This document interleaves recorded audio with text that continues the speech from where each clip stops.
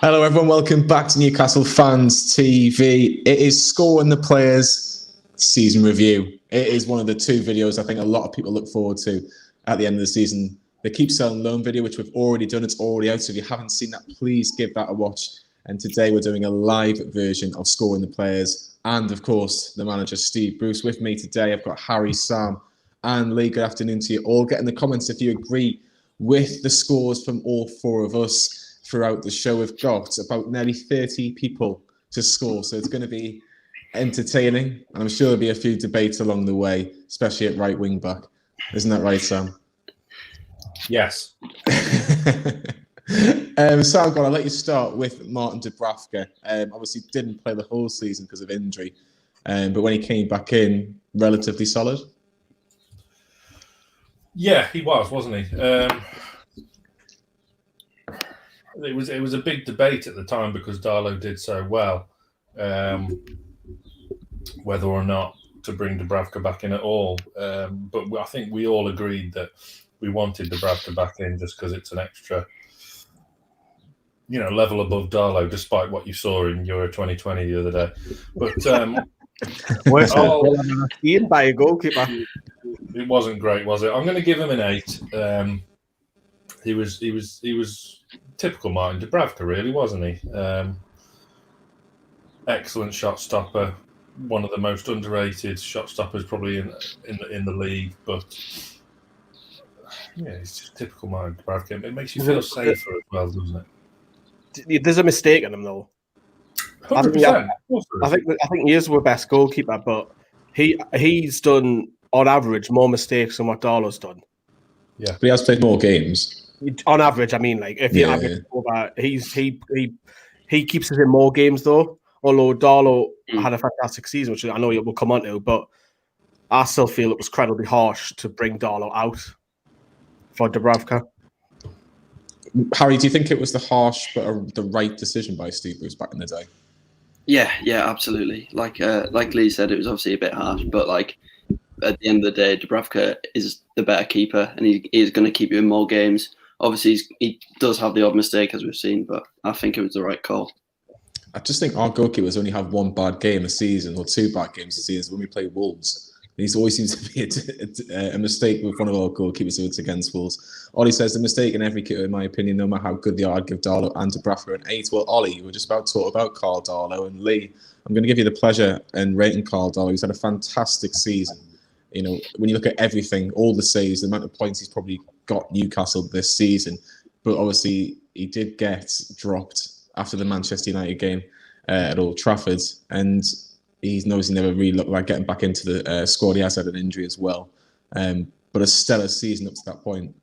Yeah, I didn't expect it. We were all thinking, oh no, Dubravka's out. When's Dubravka back? When's he back? Is it Christmas? The record. I've always liked Darlow. I didn't think he'd be that good, but I've always liked Darlow. No, I didn't think he'd be that good either. I thought he's all right, steady goalkeeper. I think if he played the full season, he's got a shout at getting in that England squad because Ramsdale is no better than Carl Darlow for me. And even Johnson. They both had quite similar seasons, very tested. West Brom and ourselves, the amount of shots that we were peppered at, and probably Dubravka wasn't as tested as much as what Darlow has been early in the season. So Darlow's having to perform 5, 6, 7 saves per game, whereas Dubravka's probably only doing 2 or 3 towards the end of the season because we're attacking teams. Fantastic season, unbelievable. But we've got a flex of great goalkeepers. The Woodman's got to come back as well. So it's a healthy and very rare that we've got a healthy problem in Newcastle's each position if you want to go through the squad. But Darlow was fantastic. I think he's had a better season than Dubravka. I will score him an 8, but I think he's been better than Dubravka this season. So a very strong 8 from me. Harry, when you look at the goalkeeping options Newcastle have, who is your number one for next season? Dubravka for me. Keep it the same, but I'd keep as harsh as it would be. I'd probably sell Darlow and keep Freddie Woodman as number 2 for a season and see what goes on from there. But yeah, Dubravka number 1 for me still. Harry, we've got this. Sorry to interrupt, Johnny. But there is this reported dilemma that we could offer Arsenal Woodman as part of their deal to bring Joe Willock in on a permanent. So that would that would be quite interesting. That we've got these two fantastic goalkeepers that have both had good seasons, and then the kind of X factor in Woodman that's one for the future. Would you sacrifice that to bring in Willock on a permanent? That's the big dilemma. I personally would. I don't know about you, Lee. Yeah, definitely. Yeah, if Willock, we're healthy in goalkeeping spots, so if Woodman leaves us on a permanent, we get Willock. You're doing it, aren't you? Yeah. I haven't had a goal scorer since Kevin Nolan from midfield. Well, Wijnaldum, but longevity, really, Kevin Nolan. Yeah, 100%. Harry, I'm going to let you continue with Mark Gillespie. I know he's only the third choice goalkeeper, but he has made a few appearances this season, mainly in the Carabao Cup against the likes of Blackburn, Morecambe and Newport. From what you've seen, are you happy that he's the third choice, or do you think he could be better? Is he worse than what you thought, or are you not really interested because he is just third choice? At the end of the day, it's not a game changer. It's not too much of a big deal because, as you said, he only really played in the cups. Although, having said that, he did make a clanger against Newport. That doesn't go unnoticed.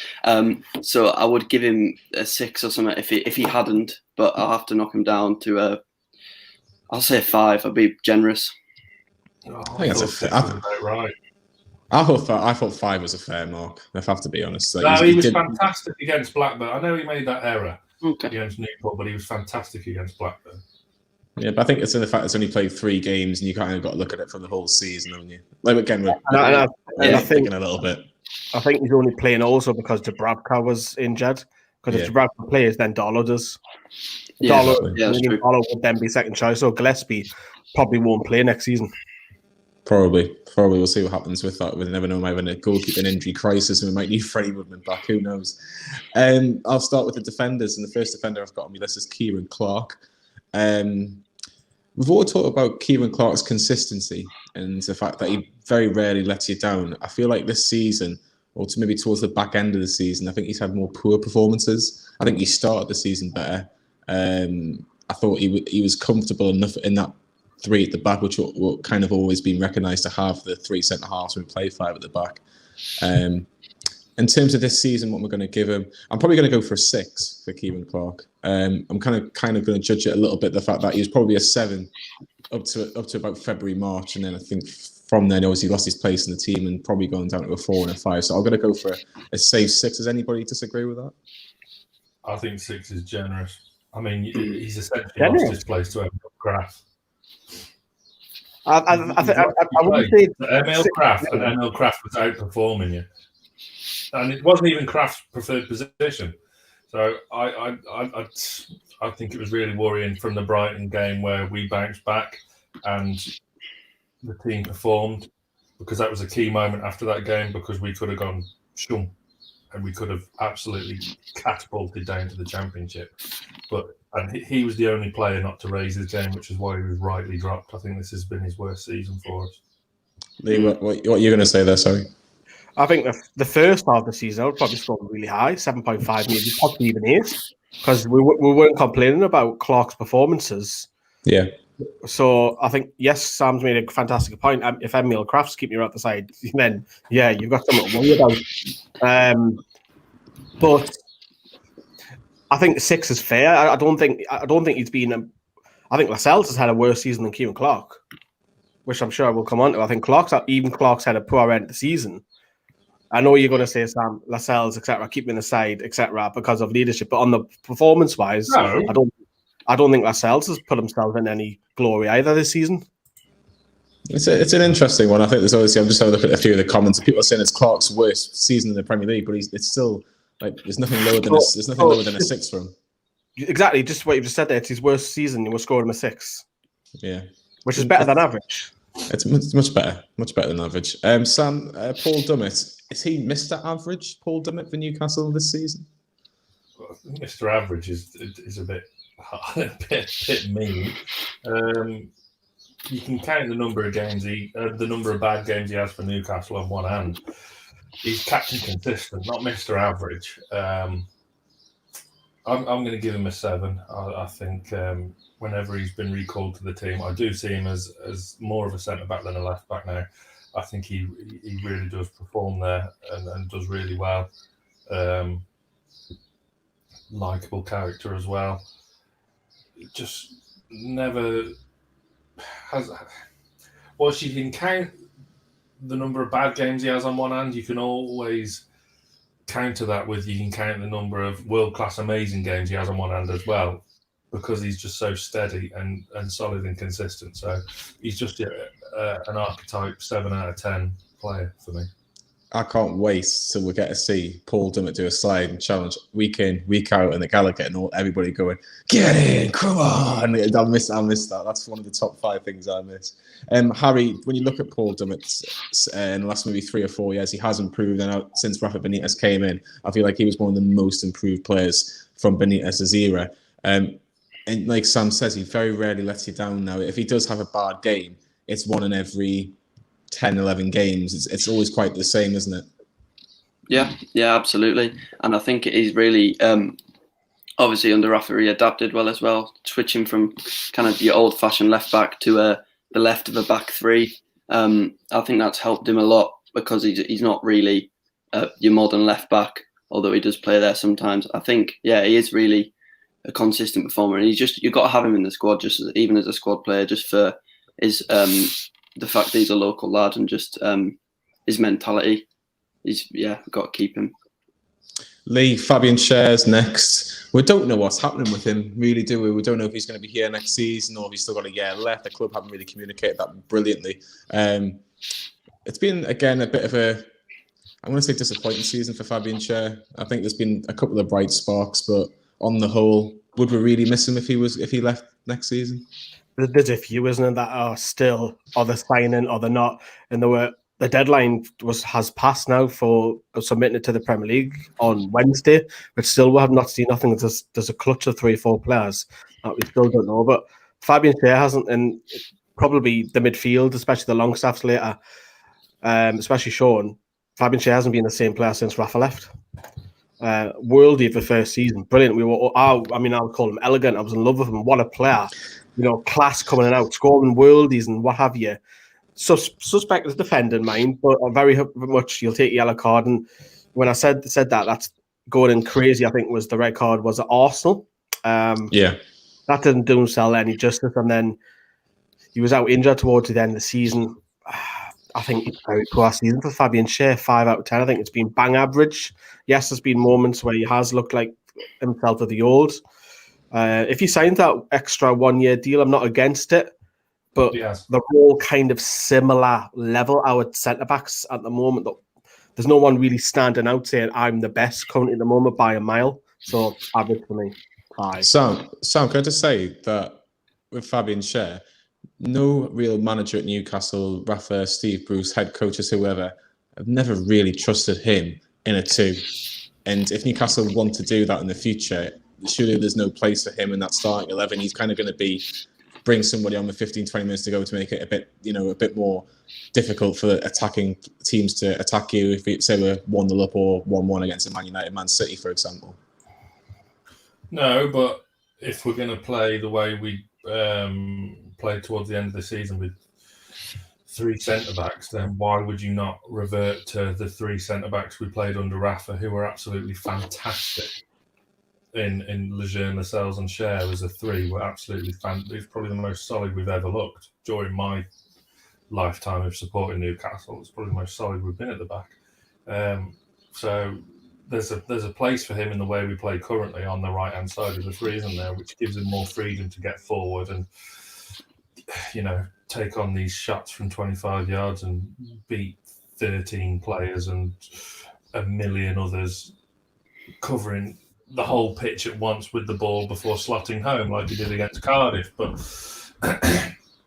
he's not to be trusted in the back 2, is he? He's had the odd game where he's looked okay there, but there's no real consistency there from him in the back 2. But he will be here next season. The retained list they published to the Premier League the other week, didn't they? Because it was Andy Carroll that wasn't on there. But I think he has got 1 year left. That retained list is a joke because Roland Aaron is on it. Yeah, exactly. Apologies if there was a bit of technical issues. I'm guessing it was from my view, but we'll leave it. Jamal Lascelles is next for you, Harry. Now, there's arguments whether he's had a good season or not. if he's had a good season or not. But he always picks up an injury every season now. It seems like he just can't seem to get a run of games, and when he does get a little bit of consistency, he's out for 3 or 4 weeks. Do you still see him as the best centre half at Newcastle from what you've seen this season? To be honest, I don't know if I ever have. But he's always there for his leadership. I don't think he's a great defender. Playing in a back three definitely helps him because he's obviously got 2 either side of him to help him out. But I don't necessarily think he's a great defender. But at times this season, he has stood up as a leader. You think about the goals against Wolves and Villa. I think it's difficult to score him because I don't think he hasn't been great. But his leadership has stood out at times. So probably give him a 5.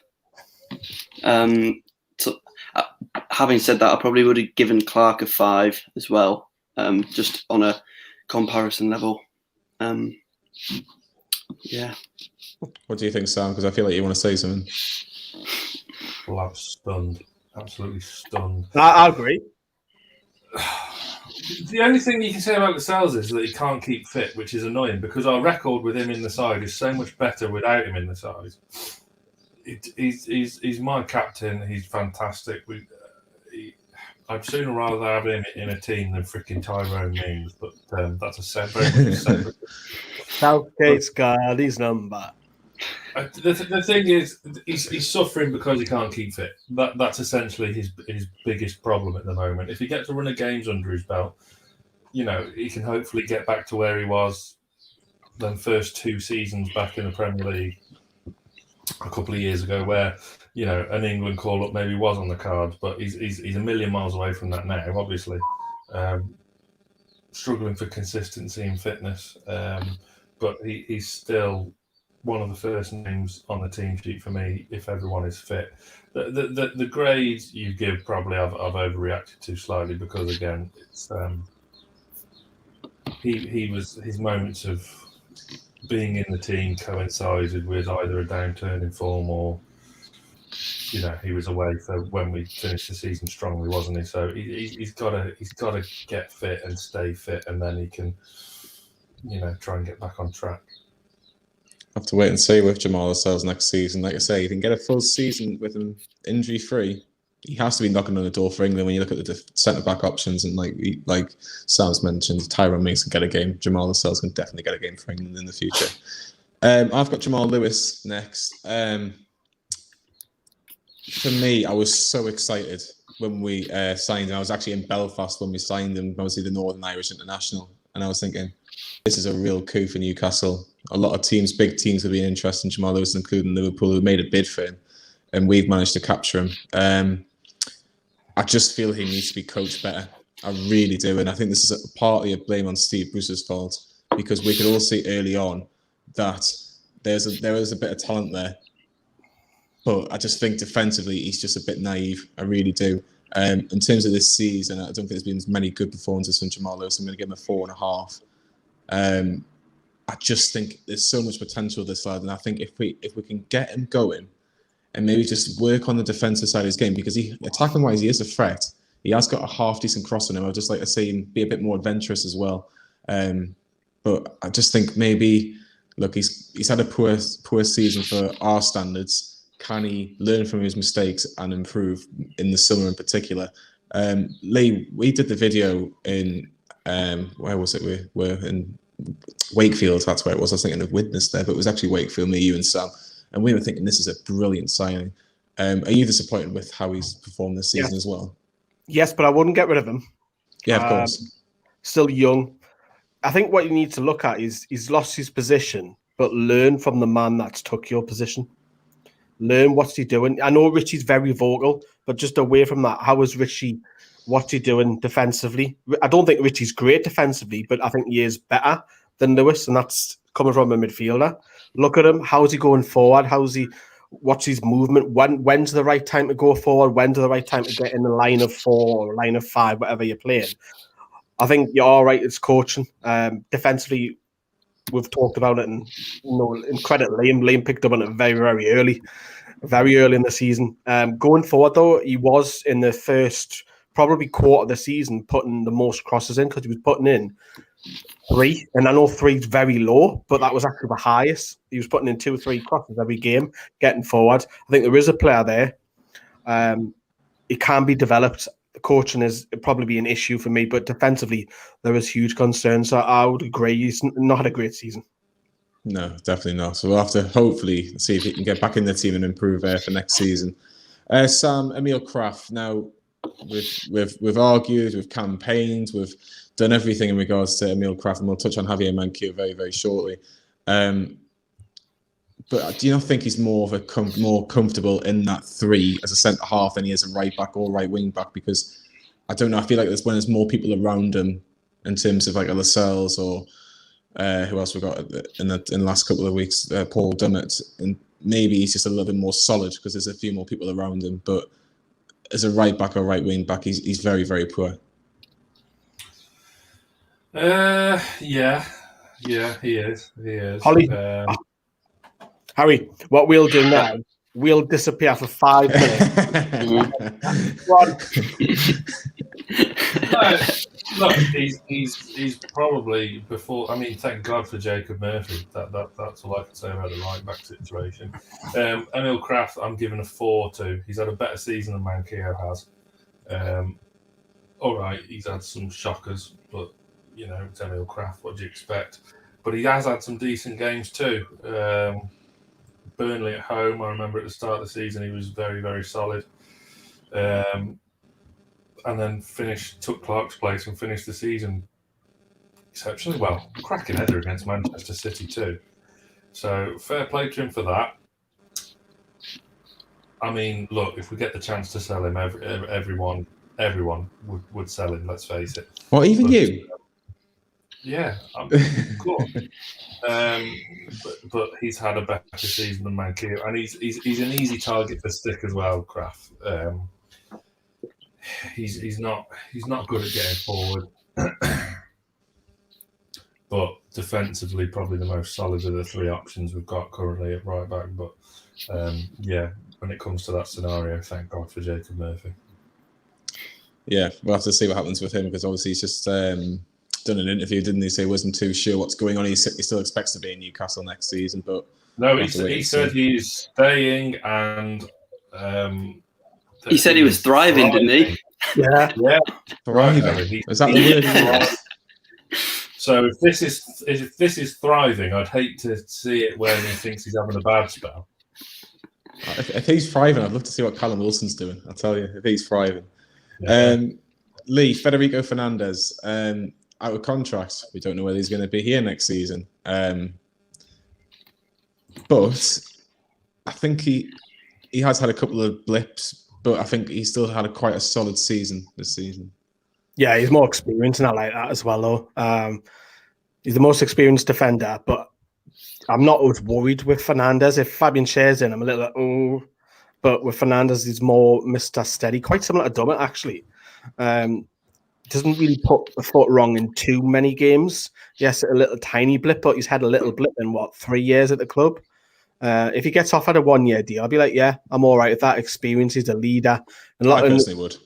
And probably some fans might say, do you know what? He's probably captain material at the back if Lascelles isn't there. So, because he's played in World Cups, he's played with world-class players in Argentina. So, I'll score him a 6. I think it's been above average. But I would probably keep him for an extra year. Not so much to be starting every single game, but good to have around the dressing room and come in and mix and change. And because we've got too many centre-backs. 1 or 2 is probably going to have to go, and probably, unfortunately, Sam, Lejeune's probably going to be a casualty because he doesn't play. He never has. No. You got Kel Watts as well, who has been on loan in League One as well. We need to see what he's like. Can he do it in the Premier League now, or does he maybe need another year out on loan, maybe in a Championship team? That'll be an interesting summer for him. I would just like to make the point that Fernandez at the start and the middle of the season was absolutely woeful and was one of the ones affected by COVID the most, because remember he got took off at half time once because he just looked a shadow of him for himself and looked absolutely knackered. But he finished the season as our strongest centre back. But at the start, so that's why I think 6 is probably a bit too high. Just on the whole of the season, he hasn't been great. But again, finished the season exceptionally well. And again, I agree with Lee. I would give him another year, absolutely. I think the only thing with Fernandez as well, he's been playing with so many different centre-half options. Like he's had different centre-back partners. So trying to develop a relationship, particularly at the start of the season, it was just so difficult for him. And then obviously Sam mentions about COVID. So I think it's been that part of the season was difficult for a number of reasons. But again, another year with his experience, give Carroll Watts another year, maybe in the Championship, and then maybe he's ready for that big step in the Premier League. But we'll have to wait and see on that one. Harry, you've got Javier Manquillo, the last of what people would describe as the defenders. I know we've still got likes of Jacob Murphy, and Matt Ritchie, but they've kind of classed as midfielders to an extent. Manquillo he should be sold. He's not good enough. I said this last year when he was offered when he signed a new 4-year deal. What are you on about? I don't like Well, I don't like both of them. You know that, but I just don't see what people are saying him occasionally. But in terms of this season, Harry, he's just been woeful again. Yeah, absolutely. In terms of right backs in a back four, I still think he's best of a bad bunch. But he kicked out the team for Emil Kraft, wasn't he? And then obviously Jacob Murphy coming in as well. I think he only made about 15 appearances. It's just not a great season. I'd probably give him. I'm going to go 4. I'll go 3.5. It's been a woeful season for Manquillo. He needs to go. Sadly, I agree that you just said that he's probably the best in the back four for Newcastle. Sadly, I just find it just so. It's just so obviously sad not to say. What do you mean? Obviously not. Obviously not, because he's had the worst season of the lot. He's signed because we've been playing a back five. We've been playing a back four plenty this season because we had this whole clusterfuck of how many formations have we played. He signed this new deal, which we were all a fan of giving him because he had a fantastic season, and then he just hasn't. He's just looked terrible. Was it Brighton? Oh yeah, the shocker against Brighton. Yeah, it was horrendous. Sell him, sell Kraft, and then me and Sam will get on. There's been obviously a little appearance by Lee's cat, so just in case he's trying to save the microphone from falling down in the next few minutes. Oh, perfect timing maybe as well. Start the show, aren't you, Don? Start the show. Exactly. Yeah. No, not today. Right, I'm going to start with Matty Longstaff in the midfield. What on earth this lad has to do to get a run of games, I'll never know. Because obviously there was a lot of criticism towards John Joe Shelvey in particular, Jeff Hendrick in particular as well. And he wasn't really given an opportunity at all, which I found absolutely bizarre. And the games he was given, it was like, well, let's see how you do against Manchester City away, Liverpool at home, Leicester, like the teams that are in the top 4, top 5 this season. So I don't think he disgraced himself in many of the games. I think there was one game, I think it might have been, I'm just trying to think off the top of my head, he had a bit of a poor game against, I think it might be an Arsenal, somebody like that. It was somewhere around that January. I can hear Lee's cat again. Come on, lie down. I'm going to be a bit generous. I'm going to give him a 5 because I think the games that he's played, the fact that he hasn't played a lot of games in the whole season, the fact that he should have played more games is probably the reason why I'm being a bit generous. He needs to get game time. If he's not going to get game time at Newcastle, the thing that Newcastle seem to do, if a player wants to go out and loan, you're going to have to sign an extra year in your contract. And if you sign an extra year in your contract, it means the club get a little bit more value off you and potentially could use you in the starting 11 the season after. So if he has to do that, I think that's probably best for his career because he can't be sitting and playing for the under-23s for another year. I'm sorry, he's too good of a player, in my personal opinion. Sam, this is going to be a good one because I think this will cause a lot of debate in the comments, especially after this video is released. John Joe Shelvey, for a team that struggled, he was getting plays week in, week out, and a lot of fans were just sick of him being in the starting 11 because they felt like he didn't offer a lot. In terms of the whole season, do you think he offered more than the other midfield options that we had? Tough one, isn't it? It is a tough one. I would like to have seen him dropped at some point, just because either you'd have A, seen what you're missing, or B, you'd have seen an improvement in the team. I think his switch to, I think actually Hayden's injury and him switching to the more defensive minds of the midfield benefited him, because he can sit in front of the back four and ping balls around, which he likes to do. They very rarely come off these days, but he still does have some very good games. But he's had some absolute shockers as well.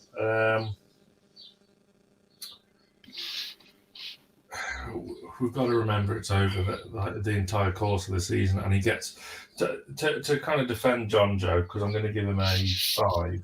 He gets a lot of unnecessary stick, just because we've got a few easy targets in our team, and he's one of them because of this lazy thing. You talk to, I mean, we spoke to Dan Barlaser, haven't we? And it made the Chronicle. This of our conversation with Dan Barlaser, and says twice it made the Chronicle. Well, it did. Well, 3 times if you count the Nobby Solano interview as well. But you know, who's counting? Me. But yeah, his stats say he's not lazy. He's a very easygoing guy, and he comes across as very laid back and aloof, which kind of gives off a lazy impression. I don't think he is. He shouldn't. At the moment, it seems like his first name on the team sheet, and he shouldn't be.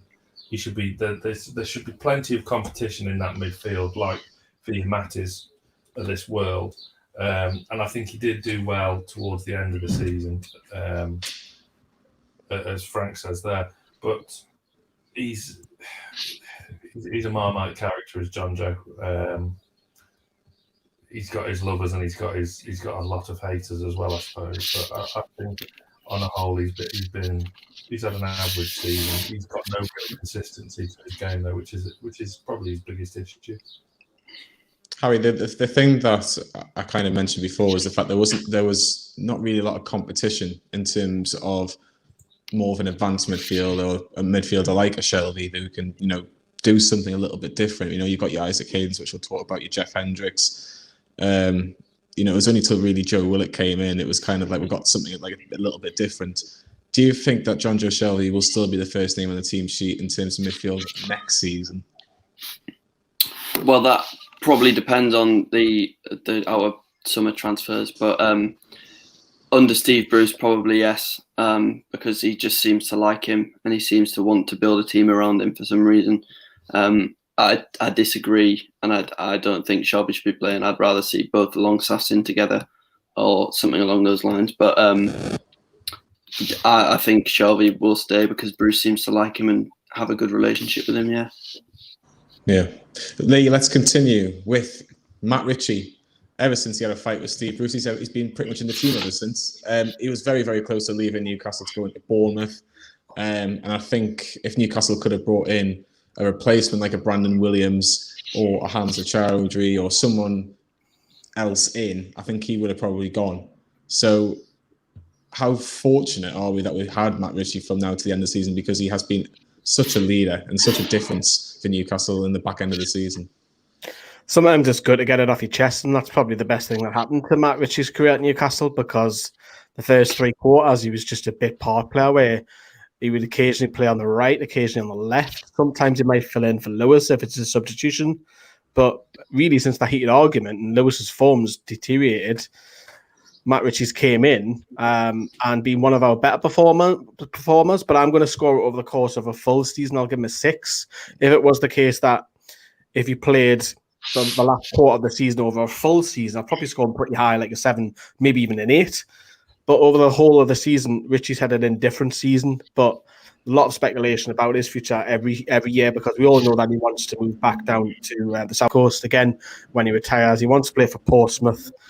Don't think that'll be League One level. He's hoping Portsmouth try and get promoted, and I could see him finishing his career. But maybe another year at the club won't do him any harm. But we'll see. But yeah, very much a leader. Newcastle don't have many vocals on the pitch, so I'm all for keeping Matt Ritchie. I think a lot of Newcastle fans want to keep Matt Ritchie because, like you say, he is that little bit different in terms of the leadership. And, wanting to get the most out of his players. It's like he is like the manager on the pitch at times. Some people would say, but and Ricky Aaron when a goal goes in, it's beautiful. Yeah, it is. What was the one that was against? 11 away, guy.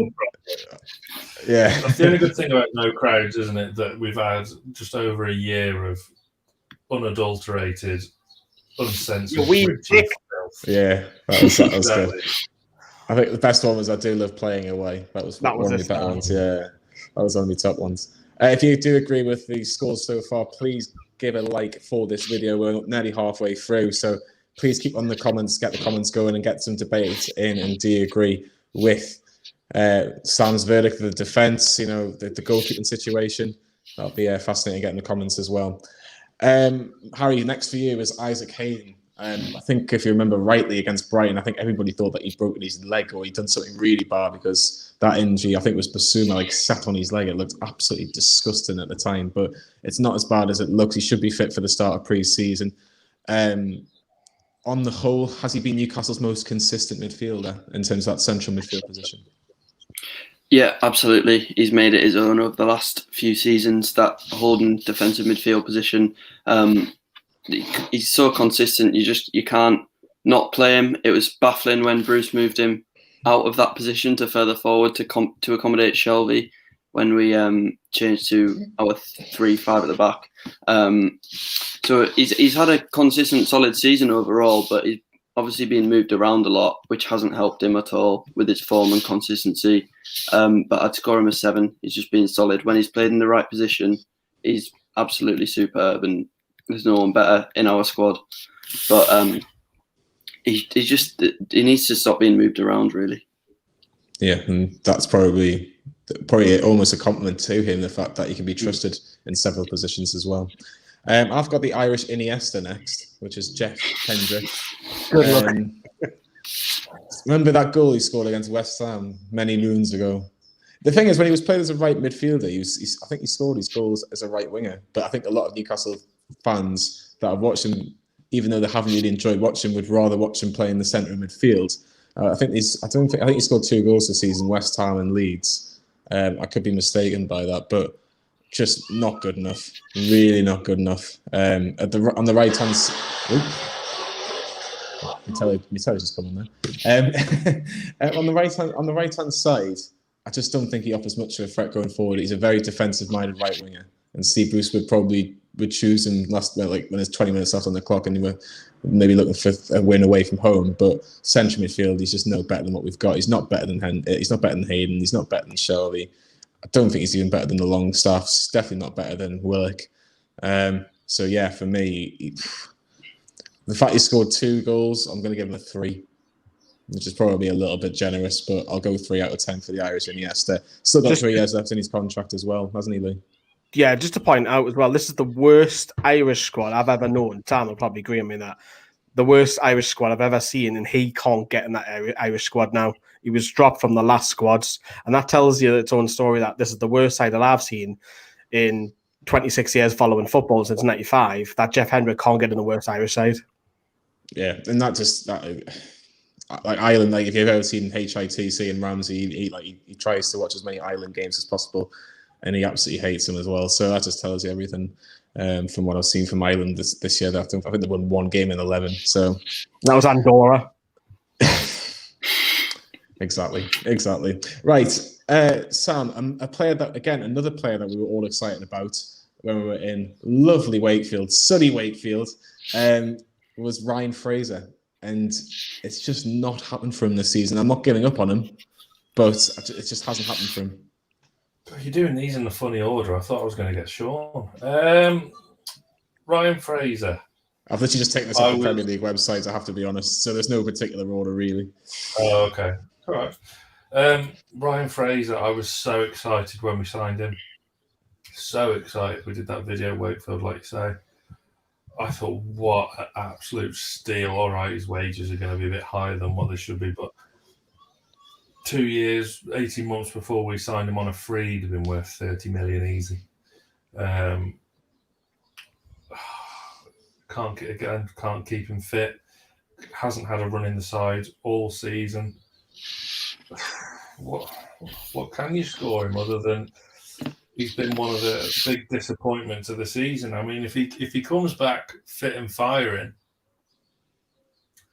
then it's that old adage of like a new signing, isn't it? Which is horrific.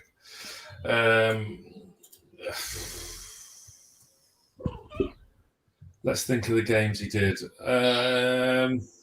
Everton at home, he had a good game. Put on a plate for Wilson. Yeah. Blackburn, League Cup. Blackburn in the cup, he was superb. What was the game he got sent off in? Sheffield United. What a day. Which basically made us lose the game. I know we were going to lose it anyway, but it didn't help, did it? Yeah, we lost 1-0 instead of drew 0-0. That was the turning point. We've got a fantastic view of your cat's arse there, Lee. Stephen Headon. I'm going to agree with Ollie in the comments and give him a 3.5 for Ollie's reasons. Ollie, come on and take my place. Copy exactly what you've done. 3.5, but next season he needs a big season. Scotland took him to the Euros. He didn't feature. He can get this time a full pre-season under his belt and come back fit and firing, hopefully, because on his day, he's a very, very good player. Yeah, I totally agree. If him and Wilson are fit all season, you've seen Wilson playing 75% of the season and scoring 12, 13 goals. 100%. If you like, you could have Wilson up top with Fraser, Miggy, ASM all in behind. What a front four! I know, exactly.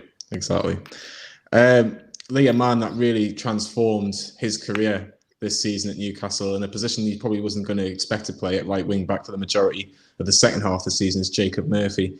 That goal against Burnley was the tipping point for me where it sort of changed for Newcastle United in the sense that, right, I think we're probably going to stay up now because we've got that little bit of quality when we need it. And, you know, again, another player that we believe has only got a year left on his contract. Nothing again from the club, but hopefully we can tie him down a long-term deal. Yeah, Bruce has said that he's going to sign it, and I think I've said before in video, I think there'll be a clutch of players, 3 forward, into some photos. They've probably already been taken by Serena Taylor. We're all done. Again, similar to Ritchie, wasn't really in the side. He was coming in for the cup games, scored against, who was it when we won 7-0? It was Morecambe. Morecambe, yeah. Had a good game there. He was coming in, but the thing is, when he was coming in and playing well, he wasn't then playing the next game. That's what Rafa used to do to him as well, which used to frustrate the living hell out of me. And I think it's fortunate that he's found this right wing back role, which he seems to excel in. And to be honest, he's been one of the better performers towards the end of the season. I'm going to score him a 7. People might be a little bit surprised by that, considering the first half of the season didn't get a look in, but he's excelled. He's the most improved player at the club. I put a poll on the YouTube community, and I didn't even put him in it because I just thought he's going to go up against the winner of the next poll, and he won clearly the final of our poll by quite a landslide. So great season. Happy for him as well because he's a Toon lad, a Toon fan, and he wants to exceed. He doesn't really want to leave the club. But even if he doesn't start, squad depth off the bench. You know, you talk about Ryan Fraser, you talk about Jacob Murphy. We need more people on the bench who can change a game. So yeah, 7 out of 10 for me. The one thing I've criticised him, Harry, is his end product, and I just feel like he just can't make his mind up, especially in the Premier League, the Championship. You've seen him for Norwich, for Sheffield Wednesday. He's good because he knows he's that little bit better. He's got that confidence. He just never really had that confidence, especially under Rafa in the Premier League as well. Do you think now that he can kind of believe in his own confidence that actually I can mix it with these big boys, I can mix it with the biggest and best teams? Absolutely, yeah. He's really done well in that right wing back role with his end product as well, getting forward because you've seen him, his goals.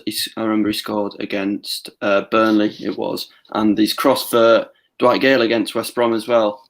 Things like that. He's always getting better. His end product as well because he's used to playing as a winger, so he's putting balls in, and he's just improving game by game, really.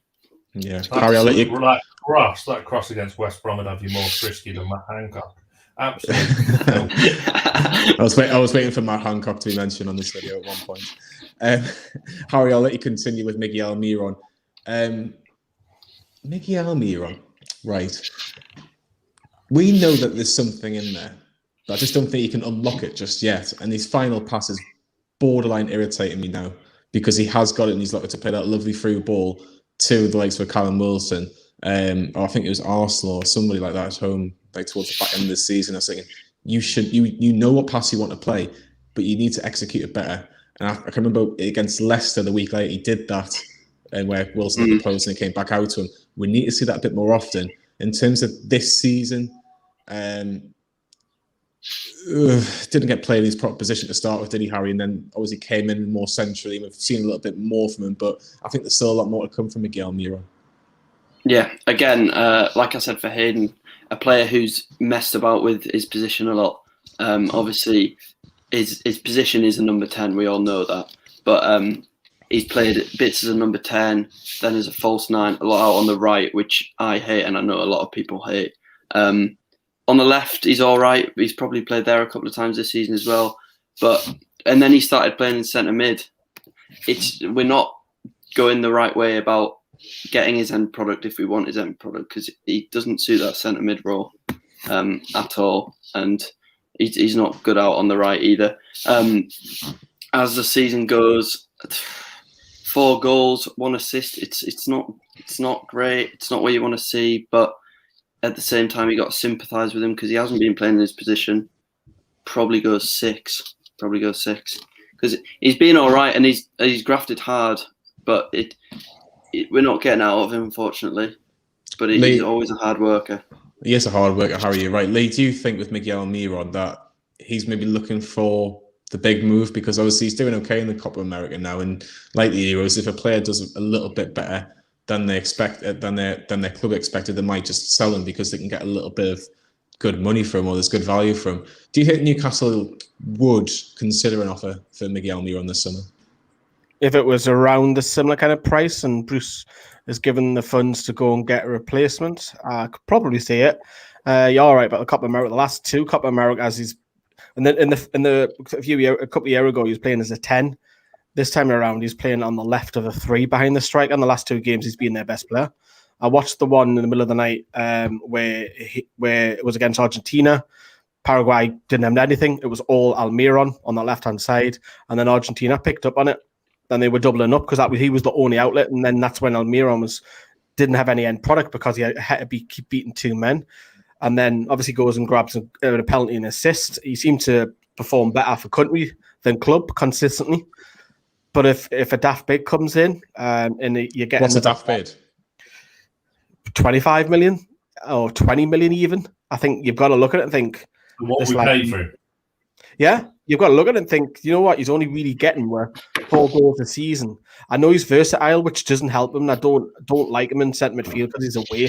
I'd rather have a proper centre midfielder in there, even if it's Jeff Hendrick that's in there. I'd rather have someone playing their proper position than the lad suffering. I agree with Harry on the right-hand side. He's a waste as well. Hasn't got it right foot, which is his fault because that's the footballer's fault, not the manager. But if keep him as, again, squad rotation, I don't think you should start every game. I don't think that sends the right message to him. I think there should be times where Fraser deserves to start. Miggy goes up back on the bench for a couple, and then Almiron's form gets better. He starts. I think what I want next season is squad depth and competition for places, which we don't have, but I would keep him. Sam, what do you think's a daft bid? 30 odd. He's not a 30 man. He's not. It is a daft bid, but he's not. Exactly. So that's a daft bid.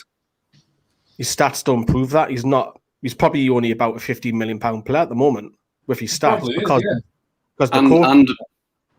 and just with how the market's deflated as well. I think we'd be very lucky to get 20 million for him, which is why I wouldn't sell him. I agree. I don't think I'd sell him this summer. I would give him another year and let's just see what he can do in another year. I think he's worth at least another 12 months. I think Newcastle are in a good position with Miguel Almiron because again, someone's going to have to pay a daft offer, make a daft offer for Newcastle to even really consider it because of the market. Let's continue with the man of the moment, Joe Willock. Please stay at Newcastle, Joe Willock. I hear conflicting reports mainly on Twitter, so I don't really take it seriously too much. That apparently his family are coming up to Newcastle to have talks. Who knows? It could be right, could be wrong. In terms of this season, Steve Bruce had a big decision to make in January to bring in a player on loan from a top Premier League club, and they picked Joe Willock, and he's just transformed on midfield, especially going forward, especially wanting to try and get more goals and help out likes of Callum Wilson, ASM, etc. I'm really torn about what I give him, because I don't think he could have done much more in a loan spell for Newcastle, and the fact that he scored 8 goals and 7 in a row, like, that's ridiculous in the Premier League. Ridiculous. I'm really torn between a 9 and a 10 because of the fact that you can only judge him from when he first arrived at Newcastle. I'm going to give him a 10. What more could you ask from Joe Willock?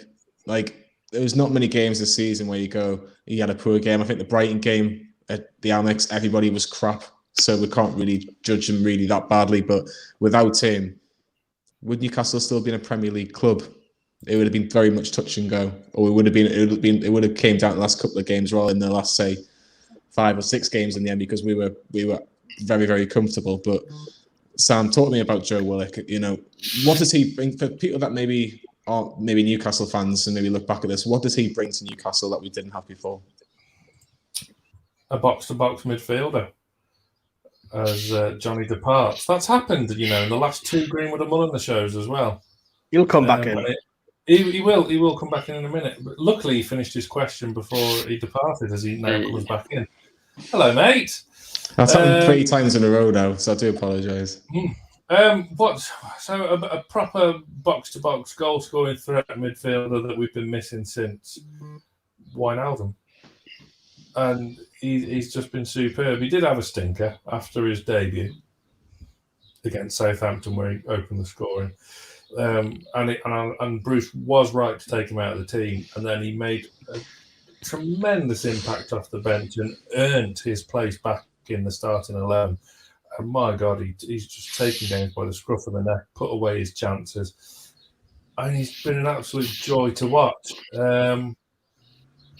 It'd be a travesty if we don't sign him on a permanent.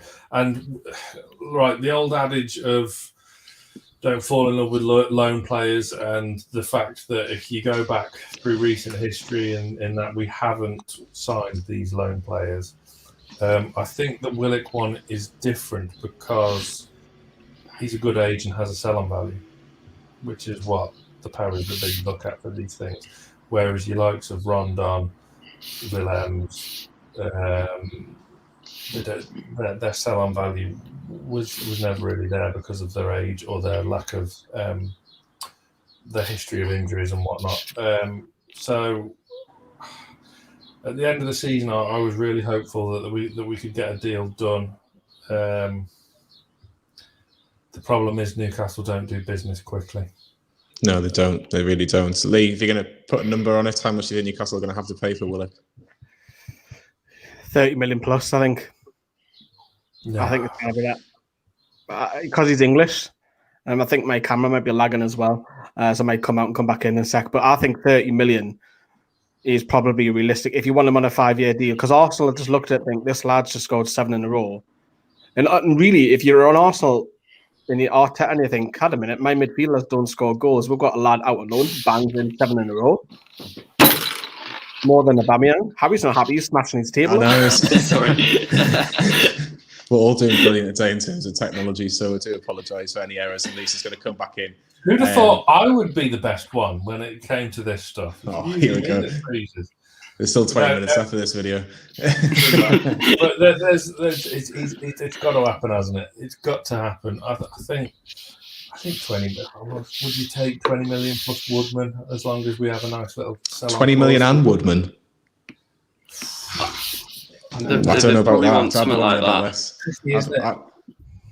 I'd want a bit less if that was in. Well, if Lee's saying 30 million plus, how much will you value Woodman at? He's a lot younger. Well, no, let's say a lot younger. I mean, in terms of 24. Or the goal. Is he 24? Woodman's 24. Woodman, still quite young. Woodman. Wow. He's got at least 10 years. Yeah, minimum. Freddie Woodman's got at least minimum 10 years. I don't know. I think I'd be wanting maybe 17 plus Woodman. Maybe it's just a little bit less than that 20 million. But again, I'm nitpicking a little bit. Or I am anyway. It's an interesting one. Get in the comments what you would do if you were to put Freddie Woodman in this deal for Arsenal. How much? Sorry to interrupt. You look how much Buendia went for a championship player. 35 mil. Wow. So, I mean, he's a championship player, and he's never really cut it in the Premier League yet. Well, he was when Norwich got relegated, he was like top 3 for chances created, wasn't he? Yeah, but Arsenal have always been linked with them as well. It's going to be interesting. Sam, the last of the midfielders that I've got on this Premier League list is Sean Longstaff, and you wanted Sean Longstaff before, so I've given you your wish. Sean Longstaff. I still don't think he's getting played in his right position, but I've been saying that for God knows how long. But in terms of his performances this season, what have you made of it? Again, he's another one that gets targeted for criticism. Sometimes it's justified, sometimes it's not. 15 mil plus Woodman would be a decent deal. Fucking right, it would. Yeah, I really like Sean Longstaff. Grading him's tricky though because he has had some stinkers. I remember Southampton away. Jesus, but again, I reference back to when we spoke to Dan Barlaser, Johnny, and he said he gave us an insight just to how much these big injuries can take a toll on a player, especially in that engine room. And Sean had a big injury and was rushed back from it. And he's never really recovered. He's not the same player that he was when he first burst on the scene. Because, my God, he did look every inch of that potential £50 million player, didn't he? Because when that was happening, none of us wanted him to go. Let's face it. I mean, you'd take it for him now, wouldn't you? But at the time, you were thinking he's the next Michael Carrick, and he had the world at his feet, and he could have maybe been playing in this Euros. But it's not gone that way. 1 year left on his contract along with his brother. What a mess. I'm giving him 5.5. Would anybody sell Sean Longstaff? I know Adam would if it meant Willock come in. What about you though, Lee? I wouldn't. I like him. If he doesn't sign his deal, then yeah, why not? Because he's only got 1 year left. If you're just going to get nothing, aren't you? So I reckon you could get 10 million off him. Because he's English again, the price tag goes up. But if he doesn't sign his deal, then yeah, get rid for me. There is potential there, and I think, again, I said earlier on the video, much better player under Rafa, just blossomed. But I want him vying with Miggy for that spot. Yeah, we said that. Not Isaac Hayden's spot, not John Joe Shelvey's spot. He should be vying with Miggy for that spot to have the advancing role. I was watching Sean in the under-23s years ago, said it outside St. James's Park. That's the lad to break through. In the 10, and he was scoring, I think he got double figures before December and under 23s, which is pretty impressive. Then got his move out Kilmarnock. I would like to see him play further forward, but is he going to get the chance though? I kind of clear, unfortunately. I just think that role that Mickey has in that 3 though is the one where he could have scope to get forward, and then you've got a holding player in there, which was Shelvey, but it could be Hayden, it could be Matty, Hendrick, even if everyone else on planet Earth is injured. And then you can have a box-to-box in Willock, and then you can have one getting forward with Sean, and then you can have some real support up to Wilson and Saint-Maximin. But I don't know, he gets unfairly picked on sometimes to Sean. I don't know. It's a bit. I tell you what I don't like is because he's not a defensive midfielder. It sits. He gives the ball away more than anybody else than I see in Newcastle midfield, and it's dangerous. And you can't lose the ball if it's around maybe just inside your own half, because that puts pressure.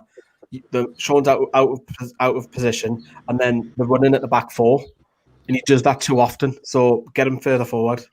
Yeah, 100%. And you've got to think the only time that I can see Steve Bruce playing Sean as number 10 was Bournemouth away last season. He was the best player on the pitch until he was the best player on the pitch until he got injured. He was absolutely superb. Lee, Elliot Anderson. We did this video actually at Motel 1 when we've seen all the videos that we've done before the Euro started. You wanted to touch on Elliot Anderson, so I'm going to give you the opportunity to do that now. It's harsh to rate him because he's had a couple of appearances against Arsenal, the FA Cup and the Premier League, sat on the bench a few times, did wonderful stuff for the under-18s. And I think that also gives credit to him that he's not like, Mr. I'm too big for the under-18s, because he could have just literally said, no, I'm no longer an under-18s player. I've been with the under-23s for a couple of years now. I would like to see him feature a little bit more. Not necessarily start, but I think he has to be given a chance at least. Pre-season is a big one. We've got a lot of pre-season games coming up next month. So let's see what he can do. Can he outperform? Miggy's not going to be around for a couple of the pre-season games. Can he, dominate a game? Can he be given an hour to show what he's given? Because obviously all the subs will kick in. You might even play the full 90 if we play the 2 games against York and Harrogate at the same time. So I think we need a good look at him. It's harsh rating him, but I probably will score him just bang down the middle. That's not a bad rating on his performances. Just the lad hasn't featured, but there's promising things. I think the under 18s, under 23s now, we need to say goodbye to him. And then he starts to become in amongst the first team on a regular basis. I also say that about Kellen Watts as well. I wouldn't personally loan Kellen Watts out. I would have him around the first team and then bring him in as maybe your 4th or 5th choice centre-back. But big things expected for the Scotland / turned England under 19. He's made the right decision. Come on, England. Andy Carroll's next for you, Harry. 1 goal this season. That memorable consolation against Leicester at St James's Park. Is it time to say goodbye? Yeah, absolutely. But at the same time, if we don't get any other strikers in, then that would be a bit worrying. Because you don't want to be left with Wilson, Gale, and alone, whoever that might be. But ultimately, it is time to say goodbye. He was more of a signing for your media purposes, your nostalgia, kind of, because he's 1 goal in 2 seasons. He hasn't been great, although he's had an impact. You can say he's had an impact in certain games, but not good enough. I don't think he's been the correct way as well, because this season he's barely been injured. 30-second sub, man. Yeah, and that goes to the manager. You've got a weapon there, and there's not many people about like him. I know he doesn't score goals, granted, but look what he did against Spurs. He got a fortunate penalty, got a point out of. Even the previous season when he got bundled over, I think Lee Mason didn't give the penalty. I think was it Leicester? Maybe I can't remember who it was against. It was a home game. We had a full crowd. He is a weapon. He's something dangerous that you could use, but he hasn't been injured this season. Bruce hasn't took advantage of using him. But I would agree. I think it's time to say goodbye to him. What would you give him, Harry? I'd probably give him a 4. It's not his fault necessarily, but he just hasn't done anything really. No, he hasn't. A man that's probably done a little bit more than he done last season, which wasn't hard, was Joelinton. I still don't want him in a Newcastle shirt next season. I've made that clear on the Keep Sell Loan video. I would take £10 million for him. I really would. I just think he doesn't offer a lot at all. The performances have been slightly better. I can't remember what we gave him last year, but I can't imagine it being more than a 3. He has scored a few more goals. Not a lot, but he has scored a couple. This is a tough one, because he's had some absolute stinkers this season. He's been really, really poor. His best game of the season for me was Crystal Palace at Selhurst Park. I thought he was absolutely superb with him and Wilson. He could have scored a hat-trick on the day. We've just got the 1. Yeah, it was. It was very fortunate. Fantastic Joelinton analysis from John Gibson. Gibbo coming up in the next Greenwood and Mulliner show, isn't there? Yeah, there is. You have to make sure you keep your eyes peeled for that one, because it's a really, really good hour with the Chronicle, one of the Chronicle's main writers. He has been at the Chronicle for nearly, I think, 50 years or over 50 years now. 55 years covering Newcastle United. Incredible. I'm going to give Joelinton 4.5. I think the only thing that saved him getting a low score was the fact he has scored a couple more goals. But he's just not what the Premier League's not for him. It really isn't. Obviously, he's done a little bit better. He couldn't have done much worse. But the goals against Spurs, the goal against West Ham, they're big points now. I know he couldn't miss against West Ham, but you have to be in the right place at the right time. It was a good finish for the Spurs one. Again, you want a £40 million striker to be putting those in the back of the net, which he has done it in the end. But I would still sell him. I really would. Let's see what happens in the summer, because I know he's still got a few years left on his deal. Can Newcastle capitalise on getting him out the door? Probably not, but who knows? Take the price tag away. Would you rather have Joelinton or Hosselu leading the line? It's a 6 and 2 threes. 6-2. I think I would feel more confident in a one-on-one with Hosselu than I would with Joelinton. Only just. I think Joelinton looks better out wide than he did as a striker. I think he has got better towards the end of the season, but that's still not next season. That's consistency. He's not Newcastle's best striker, and he's not Newcastle's best winger. What are you going to say, Harry? No, but when Wilson's in, he gets stuck up top, doesn't he? And then Carroll, like Harry, you were saying before, then Carroll comes on for 30 seconds. I just think up top in a 2, that's probably where he's best, but he's still not good enough to merit playing over others. Exactly. Sam, you've got a nice one here. Alan, Saint-Maximin. What a goal against Burnley. Every time he gets the ball, he is electrifying. I still want to see more from him because I do think he's got another gear.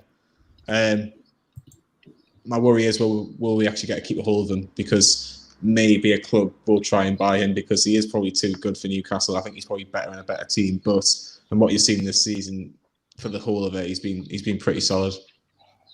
He has again another one if he can stay fit, and again he was another one affected by COVID, wasn't he? Of course, the worry is that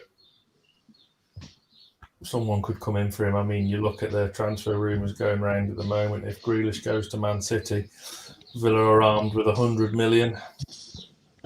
Everton have been linked as well. Have they? Yeah, I've seen something today at Everton that Benitez, which Keith Downey's just reported in the last hour, that it's very, very likely that he's going to be announced as Everton's manager next week. He would like Saint-Maximin as well. Oh, that surprises me. I don't think ASM's Rafa's type of player. Who knows? Who knows? I can imagine. I don't know. I'm sceptical. I'm going to give him. An 8. ASM. There's more to come from him, which is fantastic in one sense, but scary in another sense. Fantastic if we see more from him in a Newcastle shirt. Again, look at the comment coming in. Such a dynamic player. We've got to keep him, create the most chances. His return to the side made more of an impact than Wilson's return to the side for me. You look at that Burnley away game when we went 1-0 down. Then that was the game they both came back in, wasn't it? Although Wilson came off the bench, did he not? They both came off the bench at the same time, but one made a massive, massive impact. And if you can remember what I said in the live reaction, Sam, take them all on and score. Yeah, score! Any player who makes your voice go that high pitch is worthy of an 8. But we would have won that game without Callum Wilson coming off the bench. Yeah, we wouldn't have won it if ASM didn't come off the bench. He flipped the game on its head, and that's what we need to see more of. He's an absolute joy to watch. I was so jealous of you for the Sheffield United game back in the stadium because he was a man for the crowd that day.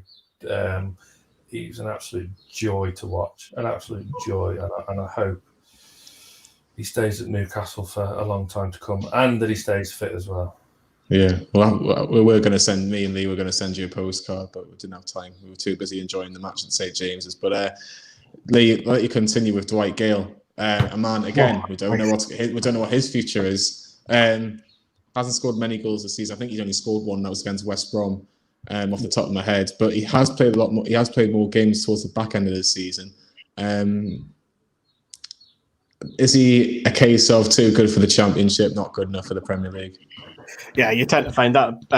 You look at the promoted sides that have came up, top scorers. You look at Ivan Toney. Can he really do it in the Premier League? Well, he'll suffer. Can Adam Armstrong if he gets bought? There's always a doubt about people who bang in 25 plus goals in the Championship, whether they can do it. I think Gale is the best of the bad bunch for your strikers after Wilson. But I think his time has come to an end at Newcastle. I wouldn't want to see him on a 1-year deal, although I am saying that he is the best of the bad bunch. You've got even Yoshinobu Muto who return yet, he's another one. Frightening. So the new side.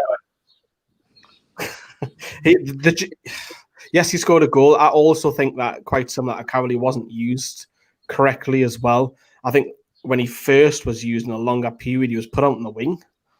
I mean, he's not that player. He wants to be having a 6-yard low ball, whipped in, scuffy finishes. That's what Dwight Gale is. He's a perfect free agent if he does. Again, there's one of those clutch of players that there's 3 or 4 of them that we don't know if they're staying on, but I would let him go. It'll free up a lot of wages if you get rid of Carroll, if you get rid of Gale, if you get rid of Mutu, if you can get him out. You're saving yourself there probably 120 grand. Easy. Go and put that on somebody else to maybe learn the trade from Wilson, maybe play up front. 4 out of 10 for me for Dwight Gale. Poor season. Again, not given the chance though. Can I just have a whip round? You can only keep one, Carroll or Gale. Who would you choose? Gale. Harry? Carroll, if he's managed correctly. I'd probably pick Gale. I'd have Carroll every time. Because he's good in the dressing room. No, because I think there's more Premier League quality about a fit Andy Carroll. So I don't care if Dwight Gale doesn't touch the ball for 85 minutes and gets a tap in. Happy. Yeah. That's your striker done. Job. Yeah. I just think that he's quite similar to Wilson though. If Carroll's somewhat different, that's all.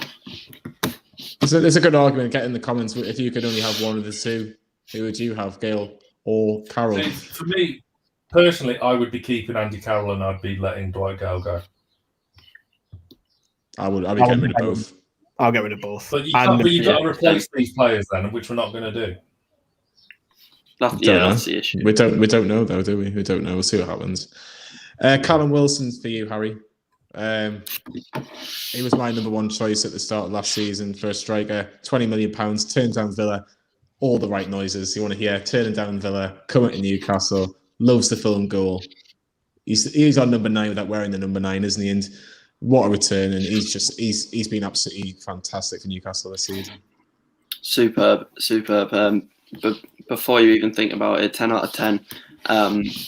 12 goals in 26 games. That's one every 2 roughly. We haven't had a proper striker like that since, well, dare I say it, Demba Ba, Papi Cisse kind of time. If you can be that generous to them, just has an eye for goals, stretches the defence. He's what we've been missing really for years. Just a great signing all round. You were so excited when we signed him, weren't you? Yeah, I know he only scored 8 goals for Bournemouth previously, but it's again. I was quite surprised because I didn't watch him thoroughly, but because I thought he's just a fox in the box. He's got a lot more about his game. He's quite buff. He's quite strong. Got a lot of pace. He can do it in behind as well. Great finisher. We all know that, but I was surprised how actually good he was. And there was talk about him and Bamford getting a look in the England squad. Unfortunately, that's never happened. But Wilson, if we can get him fit and keep him fit all season, his goals and Willock's goals have kept it up, and goals keep you up. Goals get you higher in the table. So without Willock and Wilson, there's a reason why they're both getting 10s from Harry, from Johnny as well. I think you rated Willock, I think. There's a reason why. Goal scorers keep winning your games, simple. And he is one that we have to build a team around. I would say we need to keep him fit. If we can keep him fit for the majority of the season, Newcastle will not be in a relegation battle, in my opinion. He's just too good of a player. And if he can get service around him, a fit Ryan Fraser, hopefully Joe Willock comes, a fit Alan Saint-Maximin, then we should be okay next season. Right, the manager, Steve Bruce. What a season. What a season. What a season. What a season. League Cup quarter-final and then bottled it. I actually thought he bottled it against Manchester United at Old Trafford. Manchester United at the time were a wounded animal. Lost 6-1 to Spurs, weren't playing well, and we literally just bent over after 1-0. Thought, go on then, if you want 3 points, we'll let you have it. And then... Same at Chelsea at home as well. So yes. That's exactly the same scenario. Chelsea at home was when I think you lost it. I think that's where he lost it with you, Sam, because you said, how dare you? How dare you do this? How dare you do that? I remember that as in the last word or the score in the players. That was quite a memorable one. Brentford and Sheffield United away are 2 fixtures I cannot forget. There was that that bad. The Sheffield United one, I've seen some poor performances. We've all seen poor Newcastle performances. That was one of the top 3 worst performances I've ever seen. However, much better end to the season after the international break, after against Brighton away and home, just as bad. But bringing Joe Willock in, he had a look at his options. He thought, right, who's going to really help the team the most? And he got it right. He got it really, really right by bringing him in. Callum Wilson getting him in was a good bit of business. Well, it's a difficult one to score, Steve Bruce, because if someone said make the start of the season, you're going to finish 12th. So many points ahead of Fulham in 18th. Without everything that goes involved, you go, yeah, solid season, but even a slight improvement. But too many bad games. I'm gonna go 4 for Steve Bruce. Does anybody disagree with the rating at all? I don't. But people might think and laugh at it, but you've got to explain the reasons why. I think, if the positives are, yes, the Willock was a masterstroke, and you can't not say that was a brilliant piece of business because the lad performed, and the performances were shocking. I think for me, the Brentford one really, really. I think that's the first time I proper had a good rant, and I've had a few more. Agree. That was the moment. Yes, I know you got Manchester City if you went through in the semis, but we didn't know that at the time. We were playing negative football. That we were pinning the hopes on this game. When we got beat and we got outbossed by a very much rotated Brentford side who rested like Ivan Toney, who scores goals for fun. I think Josh Da Silva outbossed all of our midfield that night. He was here. Best player on the pitch. Yeah, and he's one to watch for the Premier League. That was, for me, the moment where you could have just kept your hopes a little bit alive that, okay, we've got a semi-final, we'll worry about the opposition later. And then the Sheffield United one was just, I mean, you looked like we were like a League Two side trying to stay in the division, just hang on for a point, that's us safe. And they didn't win a game, they haven't kept a clean sheet. Performances, yes, that's where you'll score. That's why I'm going up to a 4.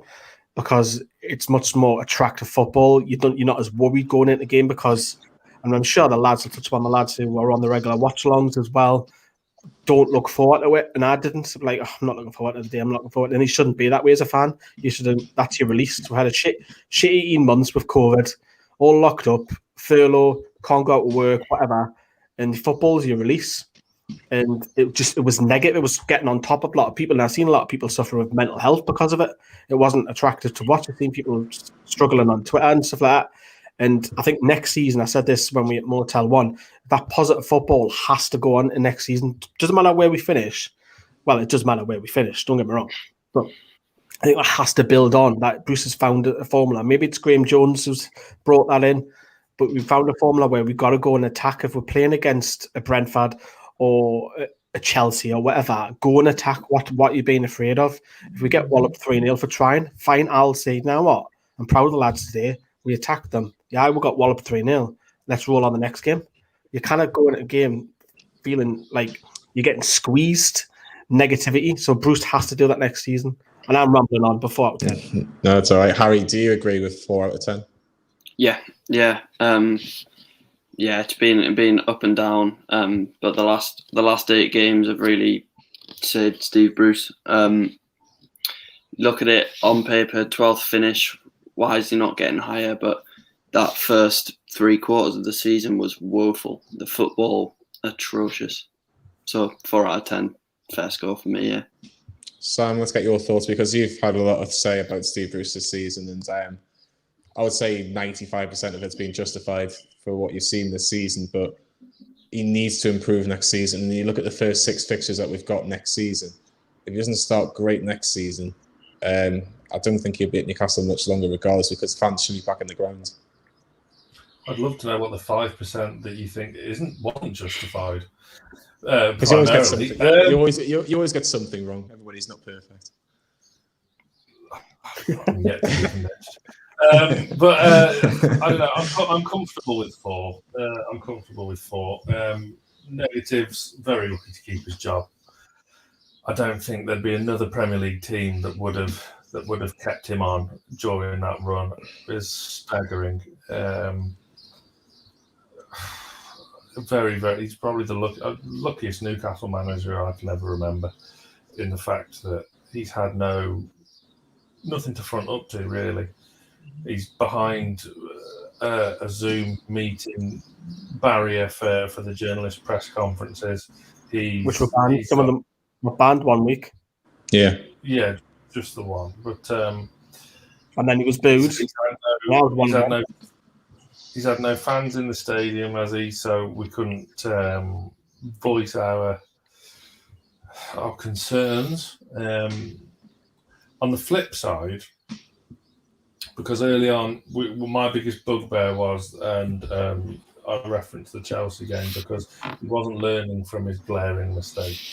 He was just doing the same thing and expecting a different result, which is the definition of insanity.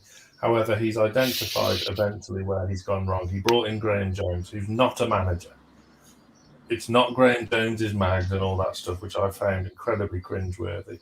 But he has had a positive influence, Graham Jones, because he's a very good coach. Very good coach, which is why he's currently with the England setup. So he's recognised that. He's brought in fresh impetus, fresh ideas. There's been too many formations this season, none of which have been the right one, because we all know 4-2-3-1 is by far the best option to go with for a squad of our attributes. But he's managed to find one in the end that worked. But, broken clocks right twice a day. There's a lot that needs to... There's a lot more work that needs to be done. Players need to be used correctly, in the correct positions, developed. You can't have a Longstaff situation continue. He needs game time, because otherwise, what message does that send to the likes of Elliot Anderson, Cal Watts, and the other people in the under-23s at the moment, like your Flahertys of this world? There has to be signs of progression. Stop contradicting himself in press conferences as well. Yeah, well, he don't help himself, does he? He doesn't help himself with them things. Considering he's supposed to be one of us, some of the stuff he comes out with just blows my mind. But he turned it round. He turned it round, and when he should have been out on his backside, and we should have probably brought in whoever it was, Eddie Howe or whoever, in a parallel universe somewhere. We would have got Eddie Howe in, but we didn't. Stuck with him when we all wanted him gone, and he's got some big results. And we had a go towards the end of the season. We had a go at Liverpool and got a point at Anfield. We had a go against Man City and run them close, albeit a 78-year-old Scott Carson was in goal. But it's nice to see some intent, and obviously it coincided with the return of ASM and Wilson. But injuries happen in this squad, and he needs to manage the squad better and play players in the correct positions, and not just stick Joelinton up top when Wilson's injured, because it don't work. It doesn't. Well, this has been a very long video, but I hope you've all enjoyed it. Obviously, as Lee's cat loves to make a very late appearance once again. Hello. Give the cat a rating. Yeah, the cat. What are you going to go, Steve Bruce? I think that's a 4. Yeah, a big thanks to everybody in the comments. It's been brilliant, getting a lot of discussion and debate. If you can please like this video, this will be greatly appreciated. There's going to be a lot more stuff in regards to the season starting. The season starts in 50 days, 7 weeks tomorrow, when Newcastle take on West Ham United at St James's Park. It's only 3 weeks till the first pre-season game. Exactly. Really? Yeah, pre-season. Yeah, so the World. Hopefully, we can get opened up and we can go to these friendlies, because there are a couple not far from me. That would be fantastic for you, for sure. But yeah, England on Tuesday, there will be a watch-along for the England versus Germany. 5 o'clock kickoff in the UK, so it's not yet 8 o'clock kickoff, so it's going to be slightly earlier. but we will have a watch along where I'll have scoring the players as well, and you can get your thoughts in as well. And Jay at Atlanta has given the Cat 11 out of 10. Frank gives it a 10 as well, so some fantastic scores there for the Cat. What else have we got coming up this week, Johnny? Well, we've got a Green with a Mulder show as well. Might have two. We might have two. We might have three. Who knows? We've got a couple. We've definitely got two recorders. We've got another one in the pipeline on Monday, but we'll let the members know if you want to become a member. The information is on YouTube as well. But yeah, well, I think this is where we're going to end this so that Lee can try and multitask and try and get his cat away from the screen. So big thanks to Lee Lawler, Sam Milner, and to Harry as well. And we'll see you in 50 days' time against West Ham United.